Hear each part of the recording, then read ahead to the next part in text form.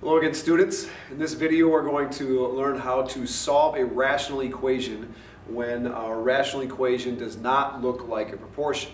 So in the previous video we had an equation that looked like a proportion where there was one ratio that equaled another. Well, in this example and many of the other ones that you'll be asked to do, we have two different rational expressions on the left and only one on the right. So in order to solve this rational equation, get x all by itself, we want to try to get rid of the denominators, and we're going to use an old algebra trick to do that. For a moment, just take a look at the equation. If I make one up here, if I had 1/2 times x plus 3/4 is equal to 7/8. Well, this doesn't look like much fun having to deal with these fractions. Well, a trick that we've learned in the past in algebra is that we can eliminate denominators if we multiply the entire equation by the least common denominator. In this case, the least common denominator of these three fractions, 2, 4, and 8, would be 8. If I multiply everything by 8, 8 times 1/2 is going to be 4. So I have 4 times x. 8 times 3/4, well, 8 times 3 is 24, divided by 4 is 6. Once again, no denominator to worry about. And finally, 8 times 7/8, well, 8 times 7 is 56, divided by 8 is going to be 7. Or you can just think of it as the 8 over 8 canceling and becoming 1 times 7. In any case, I'm left with an equation with no denominators, and it's pretty easy to solve from here. I subtract 6, I divide by 4, I would have my answer. I'm going to use the same premise to solve this rational equation where x is part of my denominator. Now, as I look at these three rational expressions, the least common denominator of all three of them would be 5x. So what I'm going to do is I'm going to multiply the entire equation by 5x. And if you want to make it 5x over 1 to remind yourself about how we multiply fractions, you could certainly do that. Now, when I multiply 5x times 15 over x, what happens here is the x over x will cancel and become 1. Again, no denominator. I take 5 times 15, that will give me 75. Then I take 5x over 1 times 4/5. Well, in this case, 5 over 5 is 1, so the 5's will cancel. Leaves me with x times 4, which is 4x. Now finally, on the right side of my equation, once again, if I multiply 5x times 7 divided by x, the x's will cancel. 5 times 7 will be 35.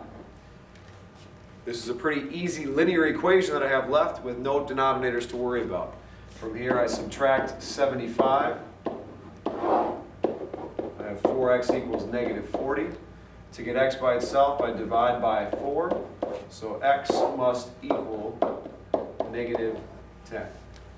Now once again, I should probably check my answer to make sure that it worked out. If I plug in negative 10 here and here, I would have negative 15/10 plus 4/5, which I could rewrite as 8/10, is equal to 7 divided by negative 10 is negative 7/10. And I think you can figure out that negative 15/10 plus 8/10 is indeed negative 7/10.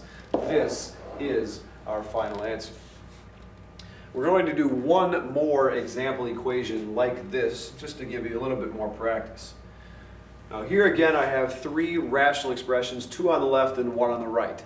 So using the idea of a proportion won't work here. So my job is then to get rid of the denominators by multiplying everything by a least common denominator. Now sometimes you might struggle to find the least common denominator. Well, you don't have to worry, because if you find any common denominator whatsoever, you can still make the denominators disappear. Now the least common denominator of these three fractions would be 6x. Well, let's say I was unsure about that and I thought, well, 6 times 3x was, 18x. Now 18x is a common denominator. Even though it's not the least common denominator, I want to show you that it still could work out even if we use 18x.